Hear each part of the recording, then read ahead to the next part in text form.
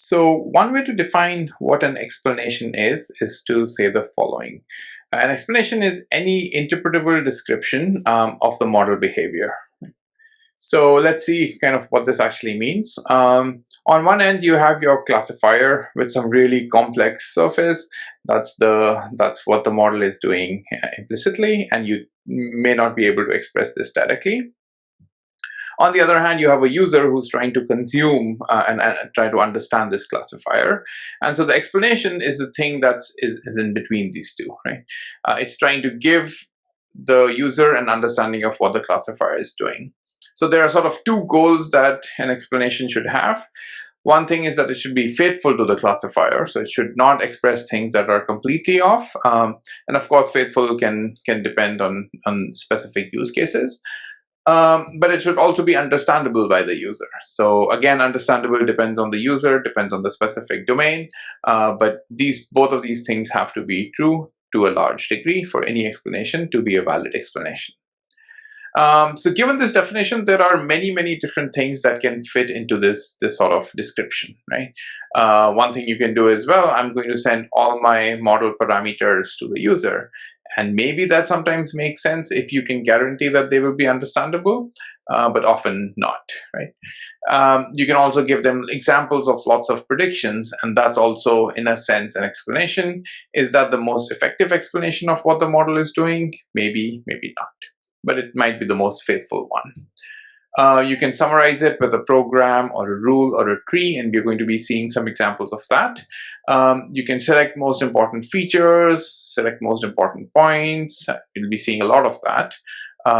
Describe how to flip the model prediction. Maybe that's another way to describe the behavior of the model to the user, and so on, right? So there are lots and lots of different ways to do this. And I'll point you to Zach Lipton's paper from a couple of years ago that sort of talks a little bit about what is interpretable, what is not, which is a key aspect of what makes a good explanation and what doesn't.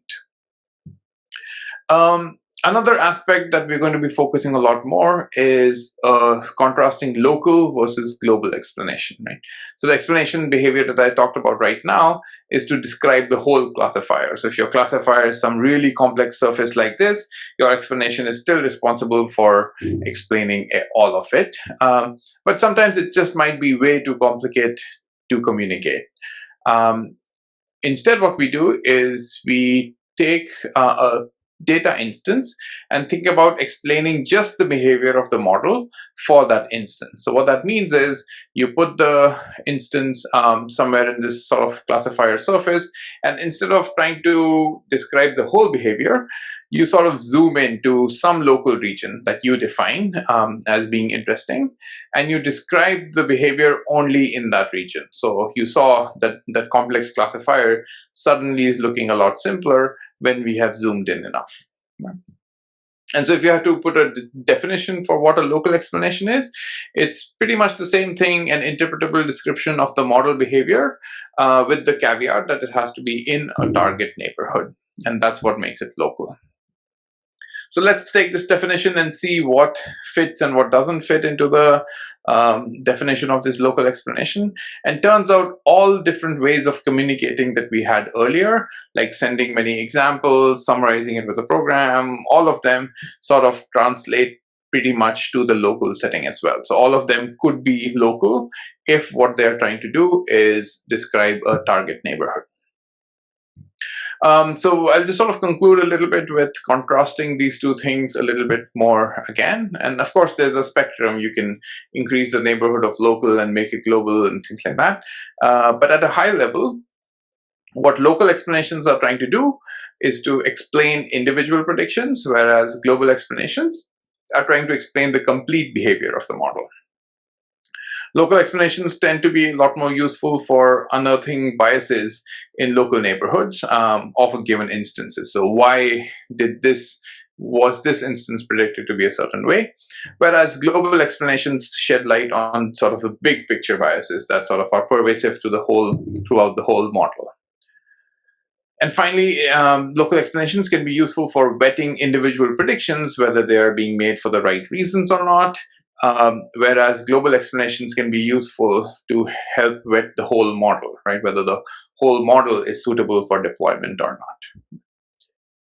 So that's sort of a higher level overview of what post hoc explanations look like, why we use them, why we need them, and what are the sort of different ways to describe what they explain. And for the rest of the tutorial, we're going to be focusing on these 5 sections. We're going to start with overview of what are the different approaches that are out there, and examples, and lots of examples of what these explanations look like.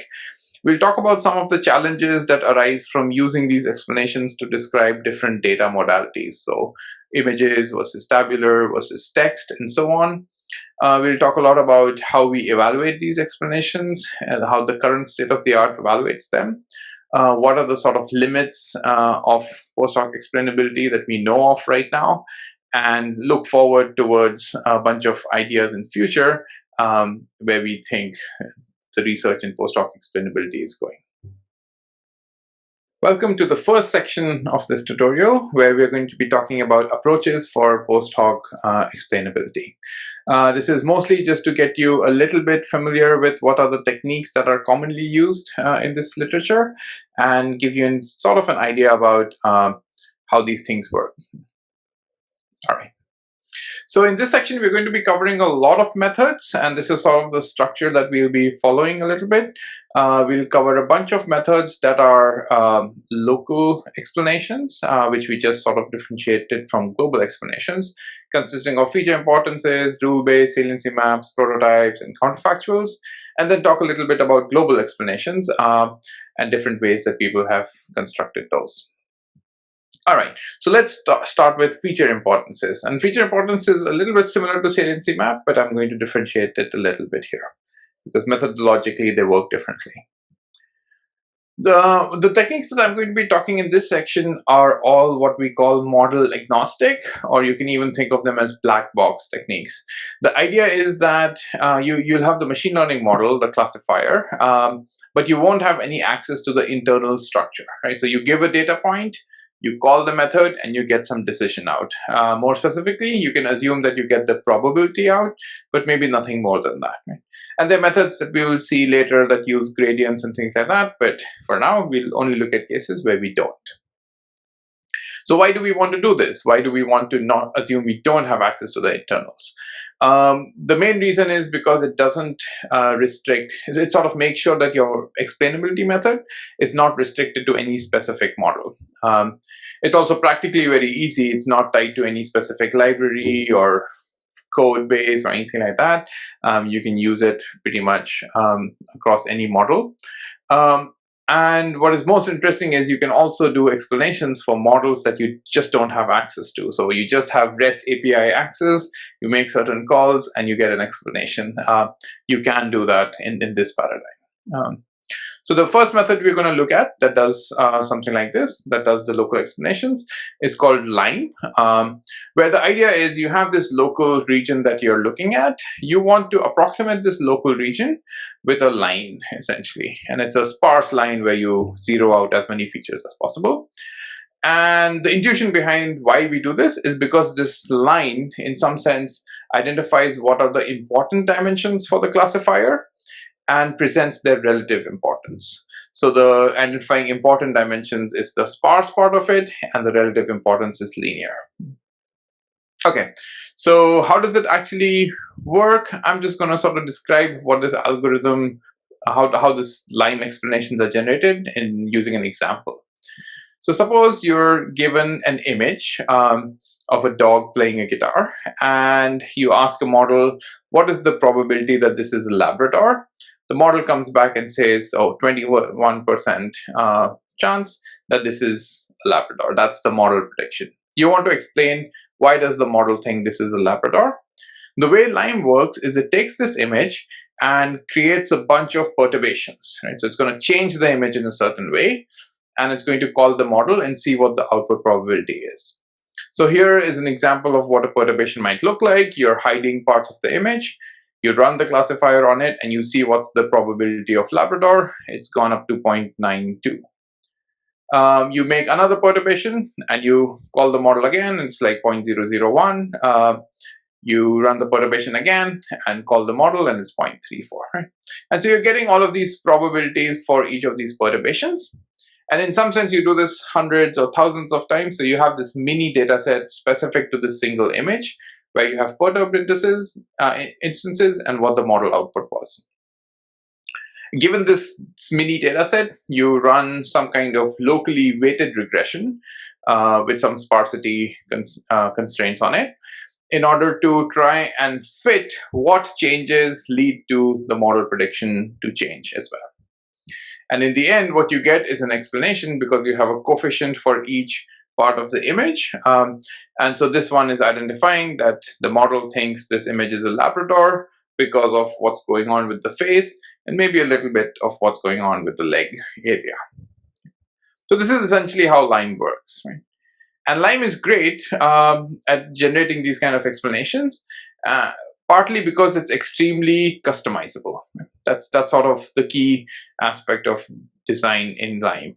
So for example, things like how do we perturb the instance, right, is something that the user can specify or can change, which makes it easy to apply it to all kinds of domains, right? You can perturb images in a certain way, you can perturb text in a different way, you can perturb tables in a different way again, and you can use LIME for that reason. Apart from perturbation, there is also this idea of similarity as to what things are close to each other, what things are further from each other, and you can sort of specify that in LIME as well.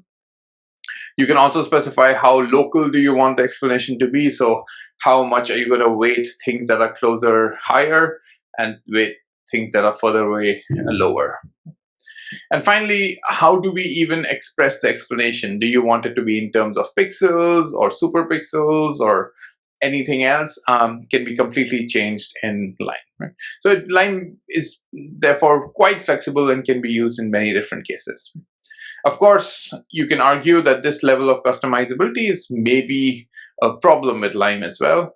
And we'll talk a little bit more about this in the limitations aspect. But if you start thinking of all of these choices as hyperparameters, you can imagine there's a hyperparameter search involved here to get the right explanation, and it gets a little bit messy in that case. Here's an example that sort of was in the original paper that highlights what LIME could potentially be useful for. So suppose you've trained a classifier that tries to differentiate between wolves and huskies, and husky is a breed of dogs. And like these are 6 examples, and you can see the model is actually quite good at differentiating wolves and huskies. It only makes this one mistake in these 6 examples. If you want to know what it is actually doing, just by looking at these examples, it's not quite clear. Maybe you can conjure up what's actually happening, but you wouldn't be sure. And here are what the LIME explanations look like for all of these images. Again, the gray area is the part that the model is not looking at, according to LIME, and the non-gray area is the part that the model is focusing on. So instead of looking at all explanations, it might be useful to only look at the ones where the model predicts it's a wolf. And you can see in all of these explanations, the actual animal seems to be hidden. And you can see mostly snow in the LIME explanations. And this would sort of verify what your intuition might be, that essentially this is not so much a wolf versus husky separator.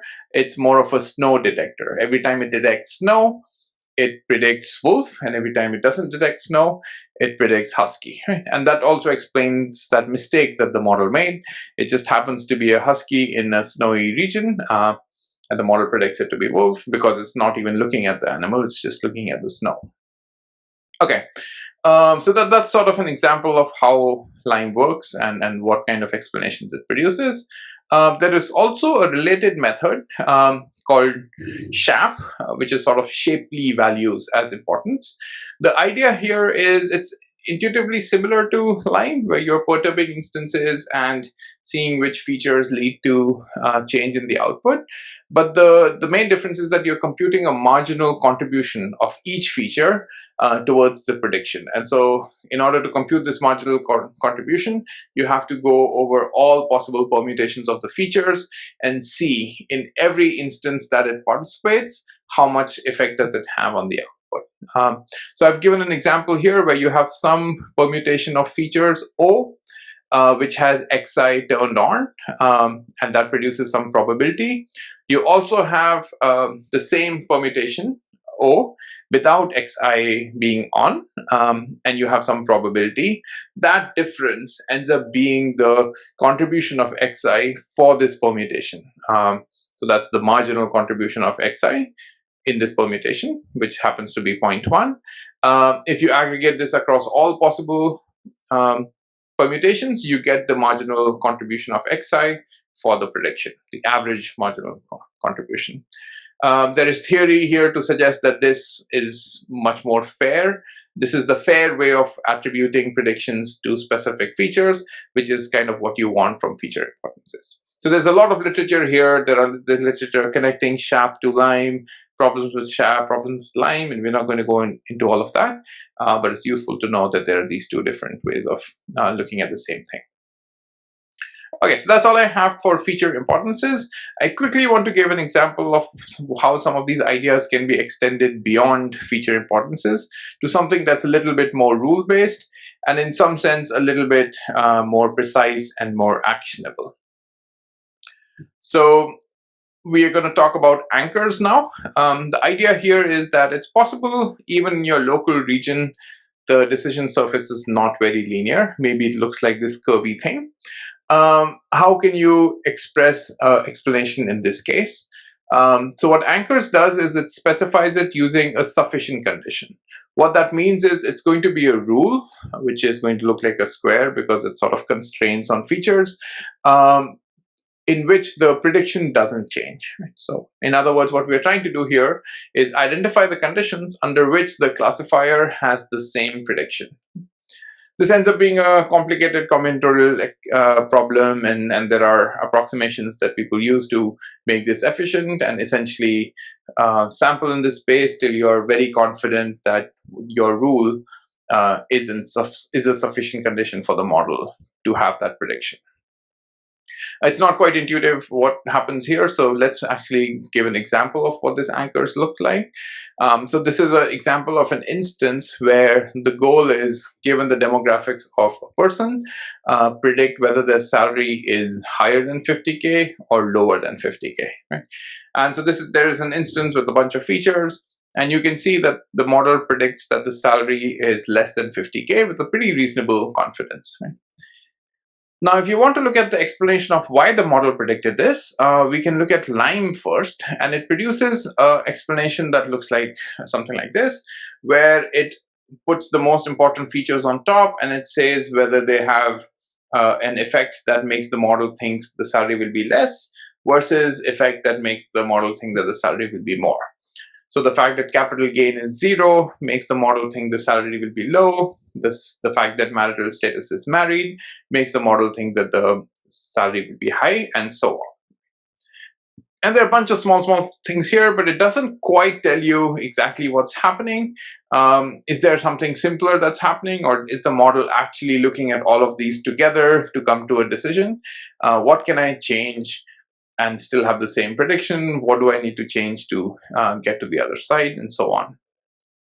Whereas anchors, in this case, gives a very simple explanation.